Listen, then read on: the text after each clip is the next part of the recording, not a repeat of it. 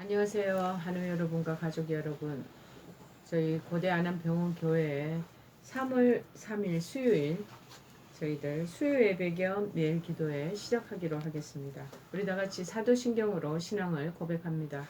전능하사 천지를 만드신 하나님 아버지를 내가 믿사오며 그 외아들 우리 주 예수 그리스도를 믿사오니 이는 성령으로 잉태하사 동정녀 마리아에게 나시고 본디오 빌라도에게 고난을 받으사 십자가에 못 박혀 죽으시고 장사한 지 사흘 만에 죽은 자 가운데서 다시 살아나시며 하늘에 오르사 전능하신 하나님 우편에 앉아 계시다가 저리로서 산 자와 죽은 자를 심판하러 오시리라.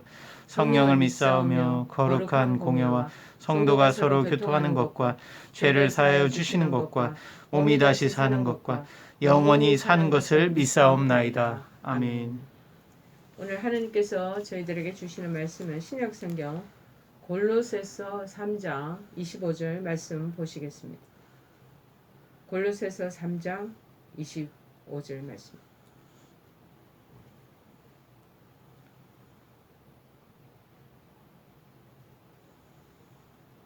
제가 봉독하겠습니다. 불의를 행하는 자는 불의의 보응을 받으리니 주는 사람을 외모로 취하심이 없느니라. 하나님의 판단의 눈, 그러니까 하나님의 판단의 기준이라는 말씀의 제목으로 다가갑니다. 여러분, 사람은 누구나 한 사람도 예외가 없이 다 죽음을 맞이하게 됩니다. 그러나 죽는 것으로만 모든 것이 다 끝나고 엔딩이 되는 것 아닙니다. 왜냐하면 죽음 다음에는 심판이 있다고 말하고 있기 때문입니다. 히브리서 9장 27절에 이렇게 적혀 있죠. 한 번 죽는 것은 사람에게 정해진 것이요 그 후에는 심판이 있으리니. 제가 하는 말이 아니고 성경에 기록되어 있는 말입니다. 여러분, 그러므로 우리들은 이 세상의 삶을, 인생을 살아나갈 때 늘 하나님의 심판을 머릿속에 담고 그것을 기억하면서 하나님의 뜻에, 하나님이 어떤 일을 기뻐하실까, 하나님이 마음에 원하는 그 합당한 삶을 살아가고자 노력해야 하지 않겠습니까?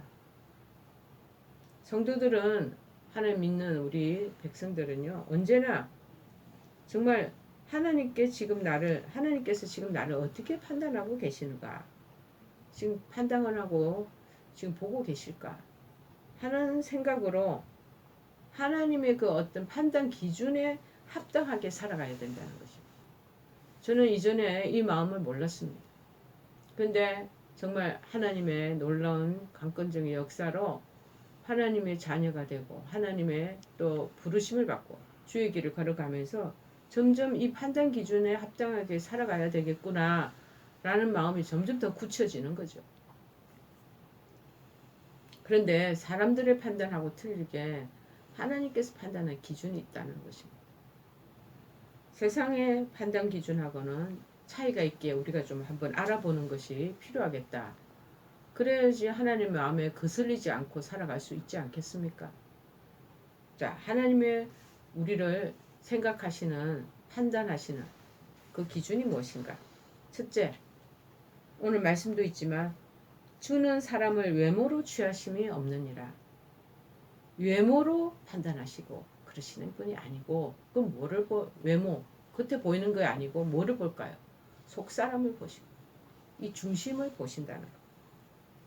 우리 세상 사람들은, 일반 사람들은 사람들을 볼 때, 판단할 때 외모로 그 사람을 판단할 때가 얼마나 많이 있습니까? 교회에서도 성도들이 이렇게 자리를 잡고 앉아 있으면 그래서 그분의 옷 입은, 그들이 가지고 있는 핸드백, 그들이 신은 신발, 그리고 그들이 했던 화장, 뭐 이런 것들로 이 사람은 어떤 부류의 사람이다 라고 이렇게 즉각 나름대로 속으로 판단을 하지 않습니까? 야고보서 그래서 2장 3절에도 이렇게 나옵니다.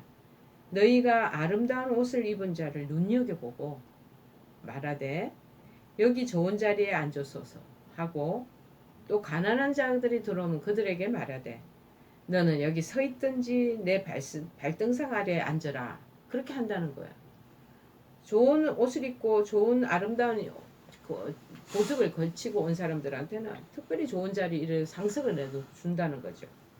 그런데 그냥 옷을 그냥 하찮게 그냥 이렇게 입고 온 사람들한테는 별 신경을 안 쓰고 뭐 여기 앉든지 저기 앉든지 네 맘대로 앉아라 이렇게 한다라는 소리와 같겠죠. 즉 그 사람이 얼마나 많은 권력, 재물, 지식 등을 갖고 있는가 혹은 얼마나 멋있는 외모를 지니고 있는가 하는 것으로 사람의 가치를 판단하는 것이죠.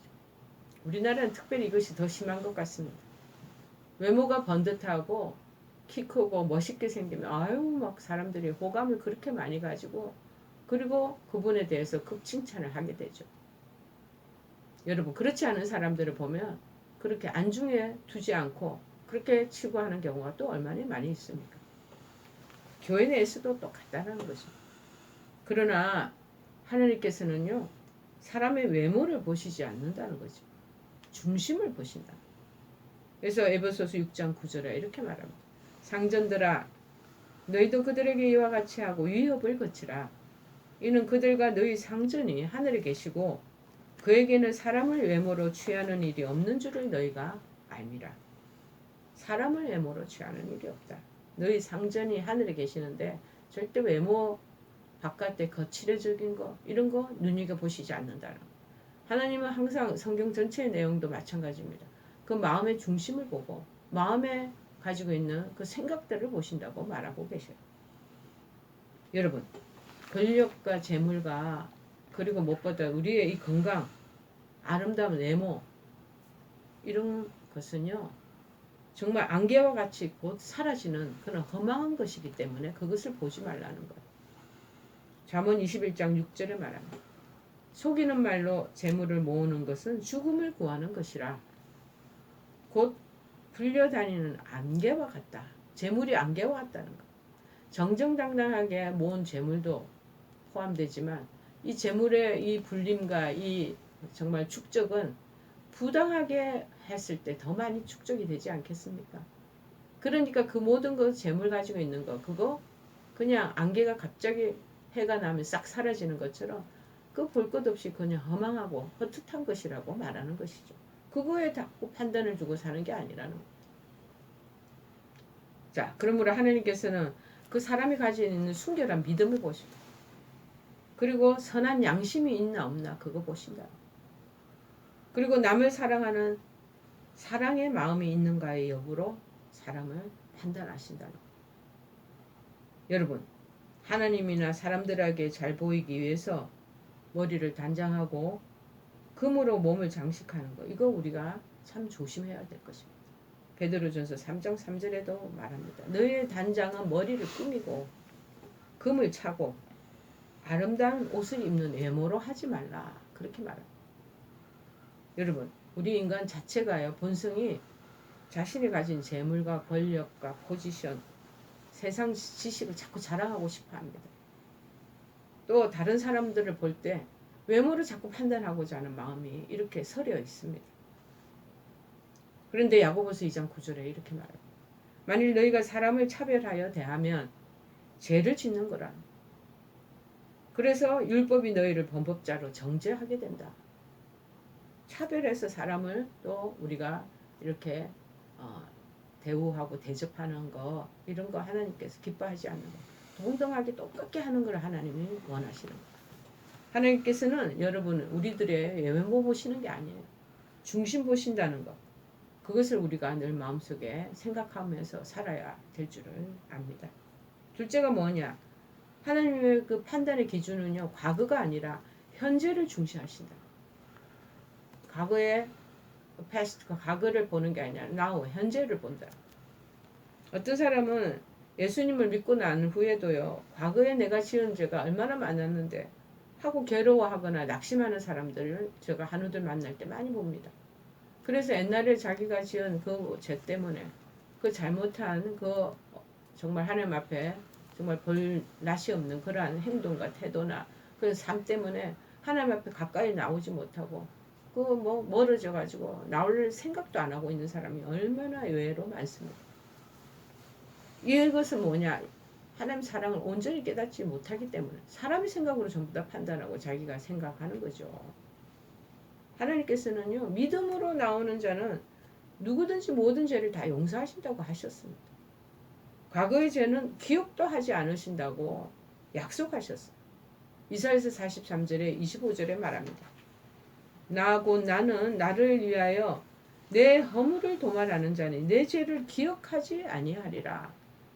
참으로 회개하고 하나님 앞에 나오는 자는 옛날에 무슨 극악한 그런 죄악을 저질렀던 사람들이라도 참다운 회개 안에 하나님 앞에 나오기만 하나님 다 받아주시고 옛날 것을 기억도 안 한다는 거예요. 여러분, 그런데 구원받은 이 기쁨을 누리며 살아야 되는 우리가 과거의 죄 때문에 고민하고 염려하고 주저주저하고 하나님 앞에 정정당당히 나오지 못하는 것. 그 부분에 대한 근심이 신앙의 이 깊이를 다가는데 참 어려움 갖게 하는 요소가 된다는 것입니다. 하나님께서는요, 과거가 아니라 현재의 믿음의 삶, 나날이 옛날에 내가 정말 잘못 살았지만 이제는 내가 빛된 삶으로 정말 한 단계 한 단계 새 사람으로 살아가야지 하는 그 마음을 먼저 보신다는 것이죠. 그래서 과거 아닌 현재를 중요시하는 하나님을 생각하며 굉장히 합리적인 하나님이 아니십니까? 그것을 보며 나아가는 우리가 되기를 바랍니다. 세 번째는 행위를 보는 게 아니에요. 믿음을 보시는. 이것도 뭡니까? 행위는 나타내 보이는 그런 태도나 그런 자세, 그걸 말하는 거 아니겠어요? 근데 그거 아니고 마음에 있는 그 중심에서 우러나오는 그 믿음을 보신다. 자, 그 당시 율법을 우선시하던 유대인들은 자신의 힘으로 율법을 온전히 행함으로 하나님께 인정받고 구원을 받을 수 있다고 생각했습니다. 그러나 신약시대 이 바울은 우리의 구원이 행위에서 난 것이 아니라 믿음으로 얻는 것이라고 아주 분명히 말하고 있습니다. 에베소서 2장 8절 9절에 말합니다. 너희는 그 은혜에 의하여 믿음으로 말미암아 구원을 받았으니 이것은 너희에게서 난 것이 아니요 하나님의 선물이라. 행위에서 난 것이 아니니 이는 누구든지 자랑하지 못하게 하려 함이라. 자, 여러분, 우리가 만약 가지고 있는 한 10억이라는 아니면 1억이라는 5천만 원, 1,000만 원 이걸 가지고 구원에 놀라운 그 은혜를 얻었다면 나 그렇게 얻었다. 나 그렇게 해서 내가 이 자리에 이 구원의 자리에 올라오게 됐다라고 자랑한다는 거예요. 인간의 본성이. 그런데 아무 행위에 관계없이 하나님께서 선물로 다 회개하고 하나님 앞으로 돌아오는 자에게는 다 주신다는데 우리 인간이 행위로 자꾸 하고자 하는 마음이 이 인간의 본성 안에 있다는. 그런데 하나님은요, 행위 아니라 그 중심에 있는 믿음을 보신다. 여러분, 인간은 누구나 다 연약해서 죄를 짓지 않을 수가 없습니다. 그래서 로마서 7장 19절에 바울이 이렇게 말하잖아요. 내가 원하는 바 선은 행하지 아니하고 내가 원하는 마음속에는 선을 자꾸 행하고 싶어요. 그러나 원하지 아니하는 반대편에 있는 그러한 죄를 자꾸 악을 행하는 그러한 나를 발견하게 된다. 그래서 오호라 나는 공고한 사람이로다. 그렇게 말하죠. 그 바울의 고백이 바로 우리 현대인 자신들의 고백입니다. 여러분, 행위로 구원을 얻을 수 있는 사람은 이 세상에 한 사람도 없습니다. 하나님께서는 사람의 행위가 아니라 그리스도의 십자가를 믿는 믿음 보시고 그를 구원하시는 것입니다. 그런데도 성도들 중에는 아직까지도 자신의 행위로 하나님께 인정받고자 하시는 분이 교회에서 얼마나 많은지 모릅니다. 자신의 힘으로 노력으로 성결한 삶을 살고자 거룩한 길을 걸어가고자 몸부리칩니다. 다 헛된 것입니다. 하나님의 성령이 우리를 이끌어 가실 때만이 이러한 행위가 가능하다는 것입니다. 내 힘과 내 노력과 내 결심 소용없습니다. 오만한 것입니다. 그러나 성령이 시작하시고 성령이 우리를 주장하시고 우리를 이끄신다면 가능하다는 것. 이것을 여러분 기억하시기 바랍니다. 하나님이 사람의 행위를 보시지 않고 오직 믿음만을 보시고 치유하는 것도 하나님이 믿음을 보시고 치유를 해주시잖아요. 사복음서를 보십시오.